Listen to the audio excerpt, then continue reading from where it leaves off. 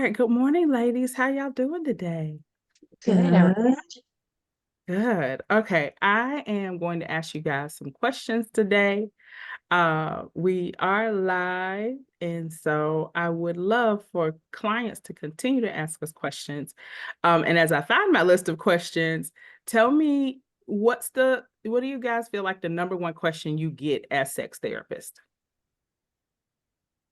a version of Am I Normal? Ooh, okay. Am I normal in my sex drive? Is this normal for feeling this way? Is this normal that my body is reacting this way? Yeah, man. Or it's actually usually like, I'm not normal. And you're like, actually,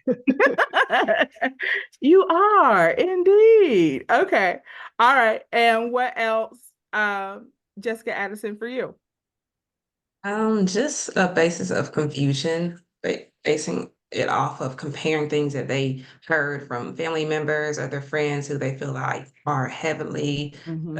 active in sex or even social media, romanticized movies, yeah. reality TV. And I put emphasis on the bunny ears of reality Right? How TV. reality is it? Yeah. But yeah, wondering why am I not getting that feeling that I see so many other people having, or Yeah. why am I not getting those experiences that I hear everybody raving about? Mm-hmm. Mm-hmm. Oh, that's such a loaded topic. And so many times, I'm asking my clients, okay, where did you get that idea from? Mhm. And they're like, I don't know. Okay. Could it possibly have come from TV? Like could it possibly come from social media?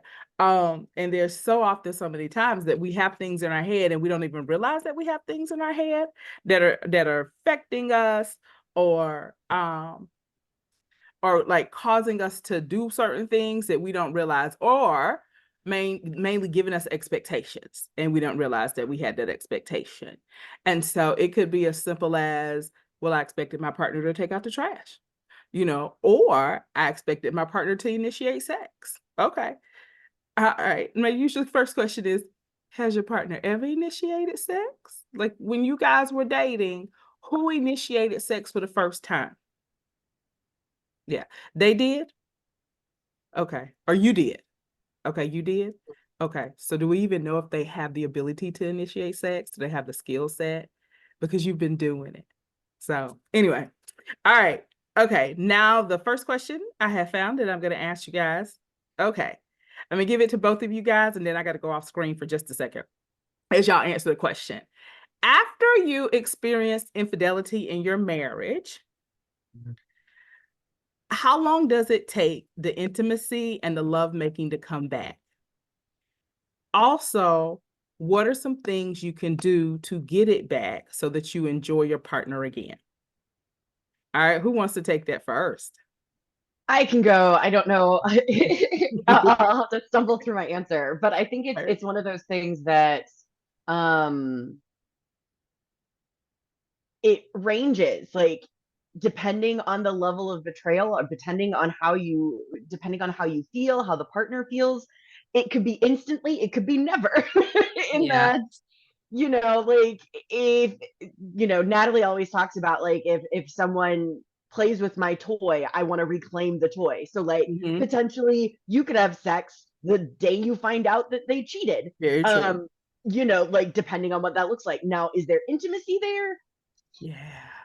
Maybe some somatics. Yeah. um I think ultimately, if you have any hope of regaining the intimacy, you have to figure out where the gaps are, because there was Mm-hmm. a reason why someone left the marriage, like Yeah. sought their needs elsewhere. Either they weren't getting their needs met, there was a communication breakdown of what was Yeah. happening.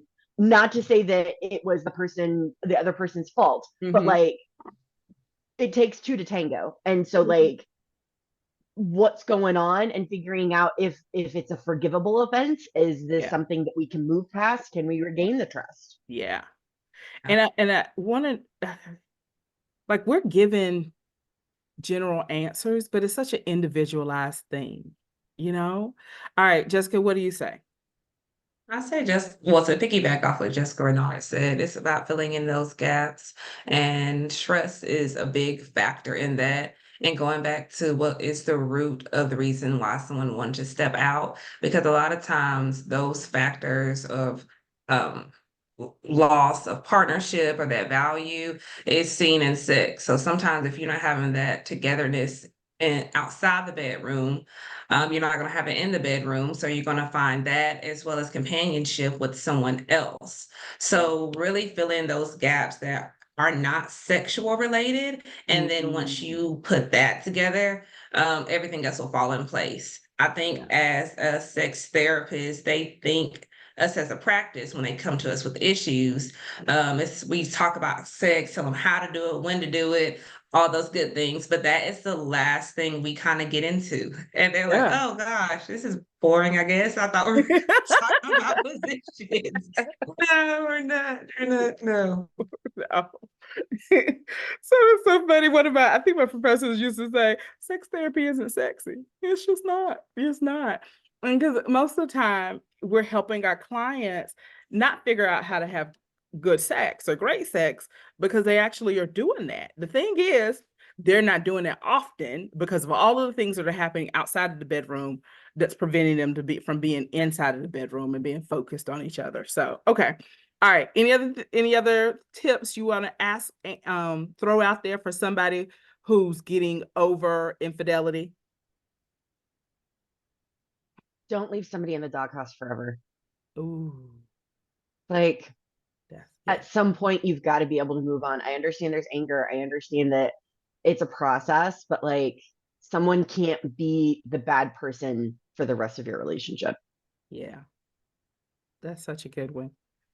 Oh, okay. Oh, okay. I'm trying to figure out how much I want to say on that. Because I feel like that sometimes I got to come up with better words, but the victim or the one who was betrayed um wants their partner to feel the pain that they feel, but they can't identify that, or they don't know like how to get that. They just know like you're not hurting enough because you're not hurting as much as I am. And so there's this kind of they're stuck in this perpetual purgatory until I feel like you have been in pain long enough. The problem is you don't know what that is, and you don't know when that ends and everything. And so when I'm dealing with those couples, I think the hardest thing for me to do is tell the betrayed you're choosing to stay in a relationship. So you're choosing to do everything you can to heal and move on and get them out of and get the relationship back on track. And so yes, they're in the doghouse. They need to do some type of penance. I don't really think that, but betrayed feels like there should be some penance. So we got to come to some agreements, and then you got to decide if you're going to stay in here. You can't stay in that pain forever. Like you've got to make a decision. Okay, I'm going to heal from this. I'm choosing to stay. And I think also being very conscious about why you're choosing to stay. We have 20 kids and it's too expensive for me to move on. Okay, I understand that. And being okay with your decision, whatever it is. Okay, next question. Here we go.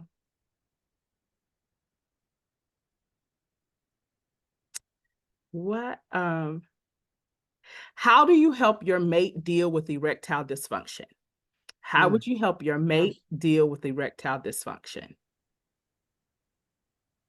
I feel like I've answered first twice, so I'm let Okay, Jessica go Jessica. first. I would, let's see here. If they're, first of all, see if they're comfortable with talking to you about that, Mhm. because a lot of men are not comfortable, Yeah. and ask them to kind of walk you through, like, okay, well, if we're doing this, what are you feeling? Like, where is the roadblock to where it can't? Like, what are you thinking about? What do you feel like you're trying to prove? Like, is it something to where you're trying to overcompensate? I have a lot of clients to where they know they're good lovers, quote unquote, but they feel like they have to give more than what they should, to where they psych themselves out Mhm. and nothing is happening, to where they feel like they're not good enough. And it's like this cycle all over again. But being comfortable to talk through what you're feeling like literally what you're feeling and what's going on in your mind can really help to see where's the block here. Mm-hmm. Okay. And Jessica Renard, what do you think? One, it can be medical, so making sure that you're consulting with your doctor. And also it could be situational. If you're masturbating 5 times a day and then you're trying to be with your partner, or Yeah. like there is going to be a limit at some point of how many erections you can have in a certain period of time, especially with advancing age. And so being aware of the circumstances, I think a lot of times the anxiety about not performing gives a self-fulfilling prophecy of I'm not performing because I'm in my Mm-hmm. head about not performing, and Mm-hmm. so then I don't perform because I'm expecting to not perform. Mm-hmm. And so that's really hard to kind of get out of that cycle. But there are a lot of places to look and a lot of potential solutions, and so like it's definitely not the end of the world. Definitely not. All right. My 2 cents on that is a lot of men don't like to talk about erectile dysfunction. And so making sure you are starting the conversation well, which means you're complimentary and you start with a soft start. Ideally, that means you probably need to have the conversation when you're not upset about it. And so, because if you start with good, like that's not going to lead anywhere. But if you can start with, I love you so much. You were so awesome. I'm really missing our sex life. Can we figure out what we can do? Because I miss you. I miss your touch. I miss our dynamic. And if you could say something, please, about, I'm wondering if you're thinking that it's just your penis that pleases me, because there's so much more. And then talk about going like what good sex is to you, and then I'm asking what good sex is for them. And so I've had so many clients, males, who are just like, I have to have a 12-inch penis that's rock hard, and if I don't have that, she's not going to be pleased with me, and she's going to leave me. Um, I have never had a female say, I need a 12-inch rock hard penis or I'm leaving. I'm out of here. And so at one point, I'm pretty sure at one session, I was like, who are these females that y'all are with that are just like, nope, it's not big enough. I'm out.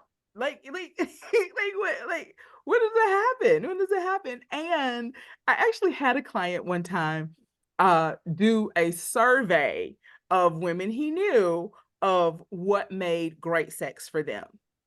None of the women talked about the actual act of sex. They talked about how he made me feel on the date. Did we laugh? Um, did we have a great make out session? It was really interesting to see. And so then we talked about that. Okay, get the data, like, because you're just in your head, and which was, I think, for that particular client, causing some erectile dysfunction, because you're all like, I'm not 12 inches, and so therefore she's not gonna like me and walk away. And that's not what she was basing it on at all. So I've been talking to my clients about data-driven decisions, which is a business term, but I love it for this type of work, because so many of us can be in our heads about what our partner is thinking, as opposed to asking them and getting the data, and that's what was kind of going on with businesses. Sometimes they, as opposed to asking their customers and clients what's going on, they're just making stuff up and sending it out and hoping that it sells. So, okay. All right. Let me get to another question. So,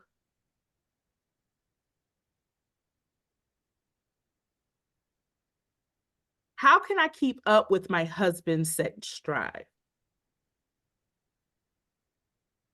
How can I keep up with my husband's sex drive? My first Very broad instinctual question. I don't know. yeah, I was just gonna say, like, my first instinctual response is like, is it your responsibility to keep up with your husband's sex Like, drive? what is he doing? Like, what are y'all? I don't know. It's Is it's it it's a question that got asked, so we just got to go with it. So answer it however best you can. I don't know if that was a good sentence. If it's stamina, it could be stamina, one thing, because I like to work out, maybe it's something to where we have to get our stamina up. Mm-hmm. Maybe we're fatigued with like the life stressors of the day with kids or work. I would say just planning it out, being intentional and planning is the best. I Mm-hmm. know a lot of people don't think sex should be scheduled, but it should. It's just like any other activity. So Yeah. where you need X amount of sleep, I need to eat, I need this and that, so I can be alert and I can do the best job. I hate to use the word job, but be the best team player. Yeah. I'm not sure what else other than stamina that you have to keep up with. Jessica, Okay. do you know anything else? Okay. All right, Well, Jessica, you have the floor. yeah, I would challenge that. Like, is this an evidence-based sex drive, or is Okay. this a perception? So, like, what are the Mm. actual expectations Yeah. that are present? Yeah. Like, talk to your partner. How often would they like sex? How Mhm. often is realistic? Because Yeah. sometimes I'm like, oh, sex every day. Actually, if I had sex every day, that would be a lot. I don't Yeah. know Yeah. actually that I do want that. Mhm. And so just having those conversations and realizing one person shouldn't get their ideal, it should be a compromise because it takes two people to have sex. You can have Mhm. all the sex you want by yourself. Like, go to it, man. Like, Right. go for it. Have a good masturbation session, whatever that looks like. Mm. But I Oh, I could don't. think of something. Oh I thought yeah. of something. Okay, other than stamina, it could be your partner might have all the positions and tricks in the world, and you feel like you have your 1-2 move, and that's it. To where you need to keep up, to where maybe I need to throw some more in the mix. So maybe go to like a sex store, maybe Spencer's, go on Amazon, look at some positions, different positions, maybe Oh, try a different location, anything that kind of spices it up so it's not the ordinary. Remember, I saw a movie that said all he likes to do is the pancake. We have sex on top, then flip over, and that's it. That's the thrill of the sex life. Right. So try some different positions. Maybe that could be a way you feel like you need to keep up because some people might be a pillow princess or a pillow prince and like just lay back. And Mm. they feel like, gosh, my partner is just giving his or her all, and I'm just a spectator in the show. Mm. Yeah. I think the concept of keeping up with your partner, I would love that person to talk to their partner and work in partnership. So how do we get our sex life working well and it benefits the both of us and works for the both of us? And so there's usually a, one person who wants sex more frequently, and then the other person is the lower kind of sex drive person. Now, this can actually change throughout the relationship. Y'all can flip flop. Like, when I had that one job, I was, always wanting it. Now I'm like tired at the end of the day and I never want it. And so it can flip flop. And so because it can flip flop, I want both parties at all times being willing to work in partnership with, okay, what do you need? Okay, can you meet me? Okay, you want it 5 times a week. That's just not possible for me. I can probably meet you at 3 times a week, but this is what it's going to take for me. And so somebody might say, I need to be emotionally connected with you. Like if you need me to be ready to go 3 times a week, then I'm going to need us to be emotionally connected so that can happen at will. So let's schedule in a 15-minute coffee break on Tuesdays with each other, Tuesdays, Thursdays, and Fridays. So I can feel like we're staying emotionally connected so that we can make physical happen whenever it needs to. I will say sex is an active activity that takes time. If you have children, it takes time usually away from your children. And so another part of it is being very intentional about your schedule. And so if you're working out 3 days a week, then on those 2 days or those 4 days that you're not working out, then maybe sex needs to happen on those days. So you're conscious of your energy level. Conscious of like, am I making a complicated dinner or am I making a simple dinner? Conscious of when do I need to talk to my mom on the phone and when can I not? And so you do reach a point in life, especially I think, right, those couples who are, well, I say they're in the middle of the middle, like their kids are like walking around and talking around and opening doors, and their parents are needing them and their careers are needing them. You have to be very intentional with all of your time if you want sex to happen. And so I know I've had clients, I know you guys have clients, I know my colleagues have had clients, and we're looking at them like, okay, but when do you want it to happen? Like I'm hearing you guys' schedule, and you're Mhm. only home at the same time when the kids are asleep, awake and aware where you could possibly be desirous, like one time, because couples may be working swing shifts, off schedules of each other. And so also I think understanding that there may be times when sex is going to be lower, not because we don't want to, but because it's just not, it's not working right now. I know specifically those times maybe when somebody takes on a new job, and oftentimes you reach a level in like kind of mid-career where when you take on a new position, and so especially like middle managers, and they're like troubleshooting and having to fix a lot of stuff when they come in, they go from like a 40-hour work week to a 60-hour work week for a while, just trying to like catch up and get it going. And so being conscious of that and having conversations about that and really being very intentional. Okay. Anything else is coming up for you guys on that topic before I go to the next question?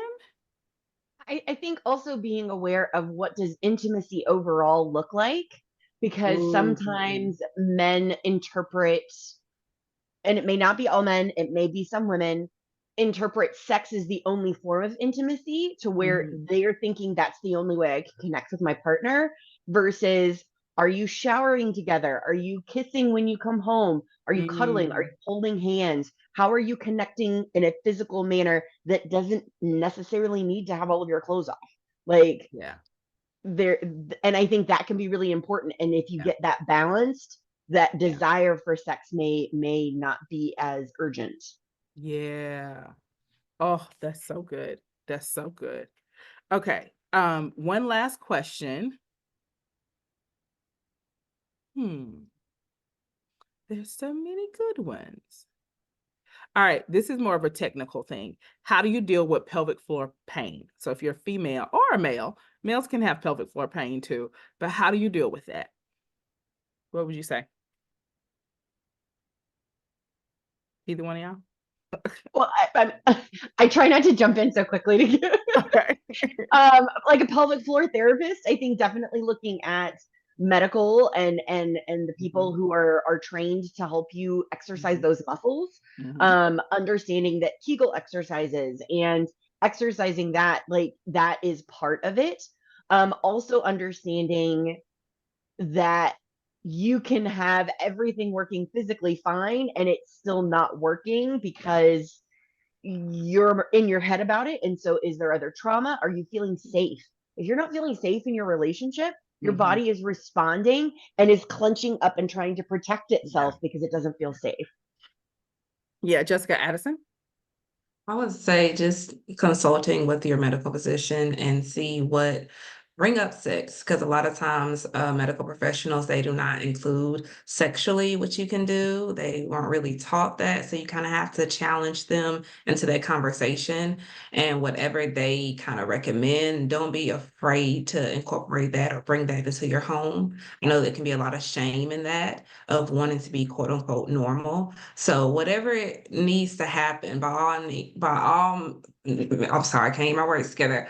By all means necessary, get in there and bring all the props you need. Any type of tranquil aromatherapy to get your mind in the right Yeah. place, put your body in the right place. Because sometimes we think we're smarter than our body, but we're not.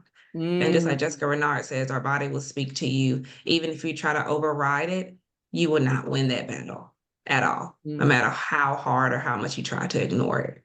Wow, that's so good. And so, um, I want to take a little bit different approach on that.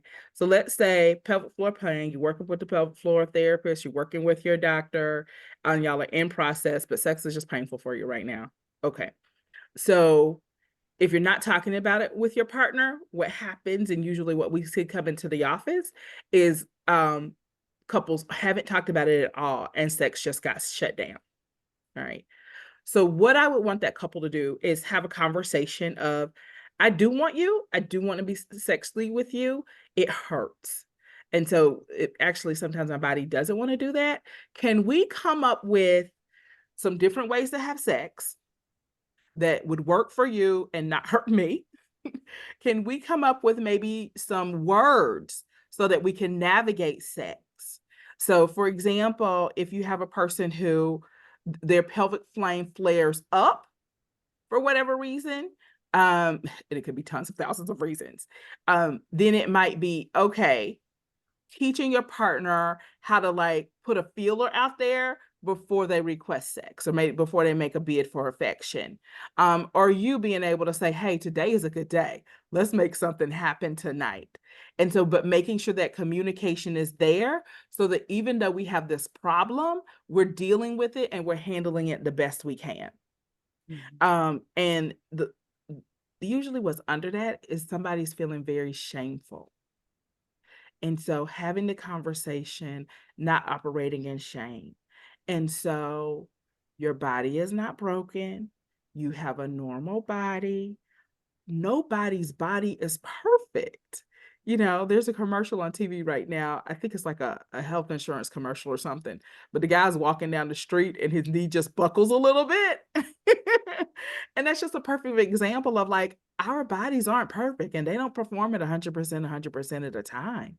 And so please be speaking to yourself and your body with love. And then with your partner on, okay, how do we do this? How do we do this in spite of? How do we do this when this part of my body isn't performing like I want it to perform? You know, or we can't do this type of sex that I see on TV. There's so many other types of sex and things to do. And if y'all need a list, email me, Natalie@natalieelliott.com. Email me. I will send you the list of things to do. All right, ladies, that brings us to the end of our time today. So any last thoughts y'all want to share with people? Okay.